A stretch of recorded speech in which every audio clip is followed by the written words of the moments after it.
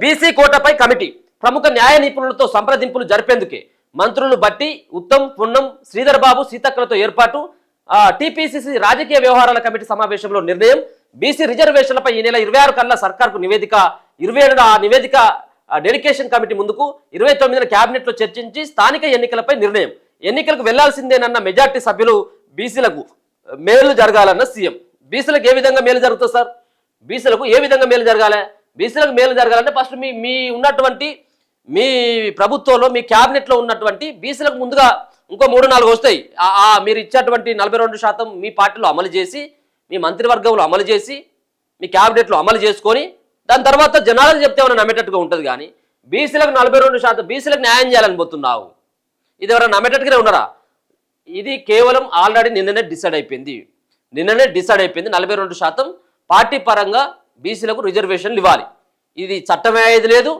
ఇది ఏదయ్యేది లేదు అయితే పార్టీ పరంగా కూడా ఇచ్చేందుకు కొంతమంది వెనకాడుతూ ఉన్నారు సో అది వేరే విషయం అనుకో కానీ ఇప్పుడు 42% రిజర్వేషన్లు ఇప్పుడు ఇచ్చిపోయి బీసీల పట్ల మేము చిత్తశుద్ధితో ఉన్నామని చెప్పేసి ఏదో చెప్పేటువంటి ప్రయత్నం కోసం ఆడుతున్నటువంటి ఒక పెద్ద డ్రామాగా చూడాలి రాష్ట్రంలో బీసీలకు 42% రిజర్వేషన్లపై న్యాయ నిపుణులతో విస్తృత సంప్రదింపులు జరపాలని టీపీసీసీ రాజకీయ వ్యవహారాల కమిటీ పీఏసీ నిర్ణయించింది నిపుణుల సలహా మేరకు ముందుకెళ్లాలని తీర్మానించింది న్యాయ కోవిదులతో సంప్రదింపులు జరిపేందుకు ఉప ముఖ్యమంత్రి బట్టి విక్రమార్క మంత్రులు ఉత్తమ్ శ్రీధర్ బాబు పొన్నం ప్రభాకర్ సీతక్కలతో టీపీసీసీ మహేష్ కుమార్ గౌడ్ కమిటీని ఏర్పాటు చేశారు స్థానిక ఎన్నికల్లో బీసీలకు 42% రిజర్వేషన్ కల్పించేందుకు ఉన్న మార్గాలపై దేశంలోని ప్రముఖ న్యాయ రాజ్యాంగ నిపుణులతో ఈ కమిటీ సంప్రదింపులు జరపనున్నది స్థానిక ఎన్నికల్లో ఎస్సీ ఎస్టీలకు ఉన్న 27% రిజర్వేషన్లకు తోడు బీసీలకు 42% రిజర్వేషన్ కల్పిస్తే మొత్తం రిజర్వేషన్లు 69%కి చేరుతాయి ఈ రిజర్వేషన్లతో స్థానిక ఎన్నికలకు వెళ్లడానికి ఉన్న అవకాశాలపై న్యాయ కోవిదులు రాజకీయ నిపుణుల నుంచి కమిటీ అభిప్రాయాలు తీసుకొనుంది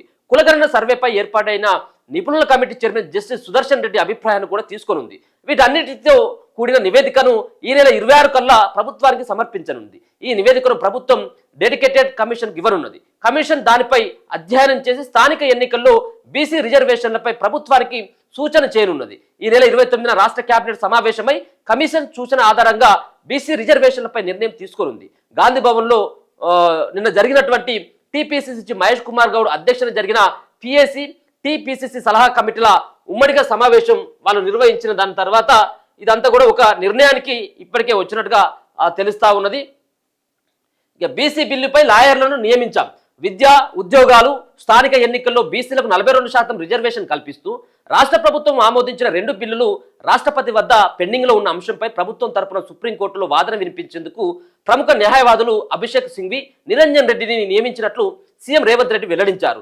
రాష్ట్రాలు పంపిన బిల్లులను రాష్ట్రపతి 90 రోజుల్లో పరిష్కరించాలని సుప్రీంకోర్టు తీర్పిచ్చిన నేపథ్యంలో ప్రస్తుతం రాష్ట్రపతి వద్ద పెండింగ్లో ఉన్న బీసీ బిల్లుపై సుప్రీంకోర్టులో పిటిషన్ వేయాలన్న అంశం పీఐసీలో చర్చకు వచ్చింది దీనిపై సీఎం రేవంత్ రెడ్డి స్పందిస్తూ 90 రోజుల్లో రాష్ట్రపతి బిల్లులను ఆమోదించాలన్న అంశంపైన సుప్రీంకోర్టులో మన వాదనలు వినిపించడానికి 2 న్యాయవాదులను నియమించామని వెల్లడించారు రాష్ట్ర ప్రభుత్వం తరపున అభిప్రాయం చెప్పే క్రమంలో రాష్ట్రపతి వద్ద ఉన్న బీసీ బిల్లుల అంశాన్ని ప్రస్తావించనున్నట్లు తెలిపారు ప్రత్యేక పిటిషన్ వేస్తే కేసు లీస్ట్ కావడానికి ఎక్కువ సమయం పడుతుందన్నారు ఈ సందర్భంగా స్థానిక ఎన్నికల్లో బీసీలకు 42% రిజర్వేషన్ కల్పించే అంశంలో ప్రభుత్వం ముందున్న 3 ప్రత్యామ్నాయాలను పీఏసీ సభ్యులకు సీఎం వివరించారు రాహుల్ గాంధీ పార్టీ ఆదేశం మేరకు రాష్ట్రంలో కులగణన చేపట్టి విద్యా ఉద్యోగాలు స్థానిక ఎన్నికల్లో బీసీలకు 42% రిజర్వేషన్ కల్పిస్తూ అసెంబ్లీ ఆమోదించిన 2 బిల్లులు ప్రస్తుతం రాష్ట్రపతి వద్ద పెండింగ్లో ఉన్నాయన్నారు అలాగే స్థానిక ఎన్నికల్లో రిజర్వేషన్లు 50% మించకుండా కేసీఆర్ చట్టం తీసుకొస్తే అడ్డంకిని తొలగించడానికి పంచాయతీరాజ్ చట్టానికి సవరణ ఆర్డినెన్స్ను తీసుకొచ్చామని తెలిపారు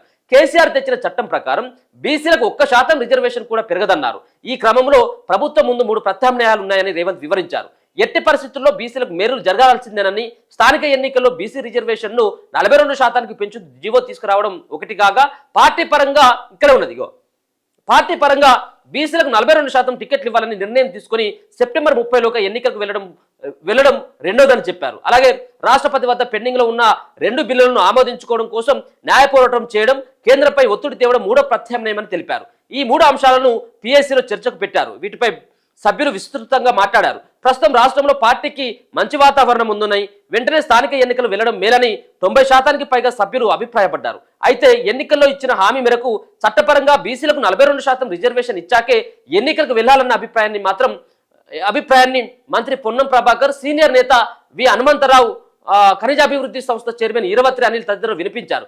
అందరి అభిప్రాయాలను పరిగణలోకి తీసుకున్న పిఎస్సి న్యాయ నిపుణుల అభిప్రాయాలను తీసుకోవాలన్న నిర్ణయానికి వచ్చింది. అందుకోసం మంత్రులతో కమిటీ వేయాలని నిర్ణయించింది. జస్టిస్ సుదర్శన్ రెడ్డికి మద్దతు ఇవ్వండి. ఉపరాష్ట్రపతి ఎన్నికల్లో ఇండియా కూటమి అభ్యర్థి తెలుగువారైన జస్టిస్ సుదర్శన్ రెడ్డికి తెలుగు రాష్ట్రాలకు చెందిన అన్ని పార్టీలు సైతం కూడా మద్దతు తెలపాలని చెప్పేసి నిన్న ఈ సంబంధించినటువంటి దాంట్లో వాళ్ళు చెప్పడం జరిగింది. ఇదంతా కూడా ఏది మంత్రులు ఏమో 90% మంది ఇప్పుడు మంచి పరిణామాలు ఉన్నాయి. రాష్ట్రంలో కాంగ్రెస్ పార్టీ స్థానిక ఎన్నికల్లో గెలవడానికి ఇప్పుడు సరైనటువంటి సమయం అంటా ఉన్నాం. ఒకవేళ మేమంటా ఉన్నాం కదా, ఇదే ప్రజలు, ఇదే ఓటర్లు, ఇదే తెలంగాణ సమాజం అంతా కూడా కర్రుగాల్చి వాత పెట్టేందుకు కాంగ్రెస్ పార్టీకి సంసిద్ధమై ఉన్నారు. ఎందుకంటే ఇచ్చినటువంటి గ్యారంటీలు సో 2 సంవత్సరాల్లో నెరవేరుస్తావా, నువ్వు 20 సంవత్సరాలు నెరవేరుస్తావా అన్నటువంటి అంశం కాదు. నువ్వు ప్రభుత్వం రాగానే మీరు చెప్పినటువంటి కాంగ్రెస్ పార్టీ అధికారంలోకి రాగానే మీరు ఇస్తానన్నటువంటి హామీల పట్ల నిలదీస్తా ఉన్నారు. ఇప్పుడు ఒక పక్కన 2 లక్షల ఉద్యోగాలకు సంబంధించిన విషయంలో ఇప్పుడు నిరుద్యోగులంతా కూడా గుర్రుగా ఉన్నారు. దాని తర్వాత రైతుల విషయంలో సైతం కూడా మీరు ఇస్తానన్నటువంటి 15,000 విషయం రైతు భరోసా పథకం కింద 15,000 ఇస్తానని చెప్పేసి కేవలం ఎంతవరకు చేసిండు? కేవలం 12,000 వరకు మాత్రం చేసిండు. సో 12,000 వరకు తీసుకొచ్చి ఇప్పుడు ఉన్నటువంటి యూరియా కొరత ఏదైతే ఉన్నదో ఈ యూరియా కొరత ఇప్పుడు మీ గండానికి వచ్చింది. ఇప్పుడు పార్టీ గండానికి వచ్చింది యూరియా కొరత. రైతులంతా కూడా ఇప్పుడు ఆగ్రహంతో చూస్తా ఉన్నారు ఎప్పుడు దొరుకుతాడా అని. నేను కొంతమంది మాట్లాడుతూ ఉంటే గ్రామాల్లో ఉన్నటువంటి మండలాల్లో ఉన్నటువంటి కొంత కాంగ్రెస్ పార్టీ వాళ్ళతో మాట్లాడుతూ ఉంటే అసలు మేము ముఖం ఎత్తుకోలేకపోతా ఉన్నాం, మేము ముఖం ఎట్లా చూపెట్టుకోవాలి జనాల్లోకి వెళ్ళి, ఇప్పుడు కనుక ఎన్నికలు పెట్టినట్టు ఉంటే అసలు మేము పార్టీ ప్రచారానికి పోయినా కానీ మా అంగిలి చింపేటట్టున్నారు అంటారు రైతులు. సో ఆ విధమైనటువంటి పరిస్థితిలో ఉన్నది. ఇప్పుడు ఏమో వీళ్ళు చెప్తున్నటువంటి మంత్రులు ఎమ్మెల్యేలు ఏమని చెప్తా ఉన్నారంటే ఏదైతే అదే ఫస్ట్ అయితే ఇదైతే అయిపోయిన లోకల్ బాడీ ఎన్నికలు అని 90% మంది చెప్తా ఉన్నారట. 90 ఇప్పుడు కాంగ్రెస్ పార్టీ ఇప్పటికిప్పుడు ఎన్నికలకు పోతే గెలిచేటువంటి అవకాశం ఉంటుందా? ఒక్కసారి మీరు చెప్పండి. ఒకసారి ఈ పోల్లో కూడా పాల్గొన్నటువంటి ప్రయత్నం చేయర్రి. కాంగ్రెస్ పార్టీ ఎన్నికలకు వెళ్తే ఇదే సరైన సమయమా, లేకపోతే కర్రు కాల్చి వాత పెడతారా? కాంగ్రెస్ పార్టీ ఎన్నికలకు వెళ్తే ఎలా ఉంటుంది?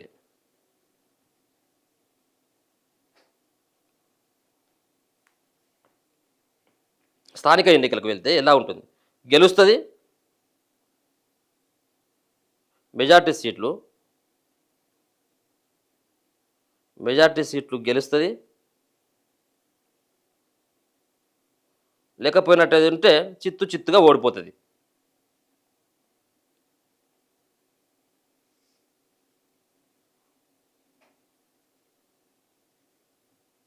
సో దీంట్లో ఒకసారి పాల్గొన్నటువంటి ప్రయత్నం చేయండి. సో కాంగ్రెస్ పార్టీ ఎన్నికలకు అంటే స్థానిక ఎన్నికలకు, గ్రామ పంచాయతీ ఎన్నికలు కానీ, ఎంపీటీసీ ఎన్నికలు, అలాగే జడ్పీటీసీ ఎన్నికలు కనుక వెళ్ళినట్టు ఉంటే ఏ విధంగా ఉంటుంది, ప్రజల అభిప్రాయం ఏ విధంగా ఉంటుంది అనేది ఒకసారి లాస్ట్లో చూసేటువంటి ప్రయత్నం అయితే చేద్దాం. ఎందుకంటే మరి వీళ్ళైతే ఇప్పటికైతే మంచి పేరే ఉన్నది, కాంగ్రెస్ పార్టీకి మంచి పేరు ఉన్నది. ఇప్పుడు మనం చేసేటువంటి అభివృద్ధి పనుల పట్ల ప్రజలు మంచిగా సంతోషంగా ఉన్నారు కాబట్టి ఇప్పుడే వెళ్దామని చెప్పేసి 90% మంది అన్నారట. సో ఎవరు గెలవదు షూర్ అని చెప్పేసి అంటారు. కాంగ్రెస్ పార్టీ ఎన్నికలకు వెళ్తే ఎలా ఉంటుంది? మెజార్టీ సీట్లు గెలుస్తుంది, చిత్తుగా ఊడుతుందా అని చెప్పేసి చిత్తుగా ఓడుతుందా అన్నటువంటిది ఒకసారి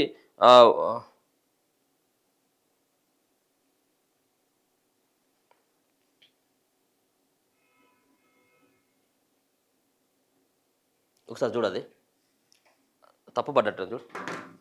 సో ఇది ఒకసారి దీంట్లో కూడా మీరు కూడా ఒకసారి ఓటింగ్లో ఒకసారి పాల్గొనేటువంటి ప్రయత్నం చేద్దాం. లాస్ట్కు ఏ విధంగా ఉంటుంది అన్నటువంటిది ప్రజల అభిప్రాయం కూడా ఏ విధంగా ఉంటుందో చూద్దాం. సో మొత్తానికైతే బీసీ కోటపైనే నిన్న ఆ కమిటీలో చర్చించినట్టుగా తెలుస్తూ ఉంది. దాంట్లో ఎవరి అభిప్రాయం వాళ్ళు వ్యక్తం చేసిండ్రు. మెజార్టీగా బీసీలకు 42% రిజర్వేషన్లు ఇవ్వాలంటూ కొంత బీసీలకు సంబంధించినటువంటి ఎవరు పొన్నం ప్రభాకర్ కానీ ఇంకా ఈరవత్రి అనిల్ ఒకరిద్దరు లేదు ఇచ్చినటువంటి మాట ప్రకారం పోకపోతే ఇబ్బంది ఉంటుంది అనేది వాళ్ళు చెప్పినట్ట. సో అది ఇంటర్నల్గా జరిగినటువంటి మీటింగ్, అది ప్రెస్ మీట్ ఏం కాదు. ఎవరి పేపర్ వాళ్ళు కొంత అనుకూలంగా రాస్తారు, కొంత వ్యతిరేకంగా కూడా రాస్తారు. సో వాళ్ళే అన్నారా, వాళ్ళు కూడా పెడదామని చెప్పేసి అన్నారు అనేది తెలియదు. కానీ సో ఇంటర్నల్ వాళ్ళకు ఉన్నటువంటి సోర్స్ మీద ఈ వార్త అయితే ప్రధానంగా కనబడతా ఉన్నది. బీసీ కోటపైనే కమిటీ, అలాగే సుదర్శన్ రెడ్డికి సంబంధించినటువంటి ఆ అంశాన్ని కూడా నిన్న ప్రస్తావన కూడా తీసుకురావడం జరిగింది.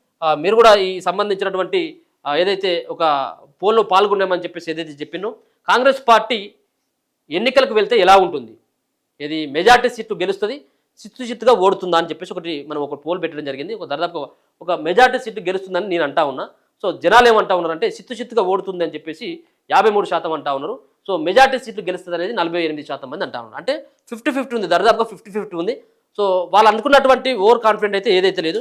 మనం ఇప్పుడు వెళ్ళినట్టయితే ఉంటే ఎన్నికల్లోకి వెళ్ళినట్టయితే ఉంటే మనం ఖచ్చితంగా మెజార్టీ సీట్లు సాధించవచ్చు అని చెప్పేసి ఎవరైతే మంత్రులు రేవంత్ రెడ్డికి ఇన్మిడియట్గా ఎన్నికలు పెట్టమని చెప్పేసి అంటా ఉన్నారో, సో మొత్తానికి ఏకపక్షంగా ఎన్నికలు ఉండేటువంటి అవకాశం అయితే కనబడట్లేదు. చూద్దాం మరి ఏం జరగబోతా ఉన్నది, ఏంది ఈ ఎన్నికల విషయంలో ప్రభుత్వం ఏ విధమైనటువంటి నిర్ణయం తీసుకుంటుంది అనేది కూడా మనం వేసి చూడాలి.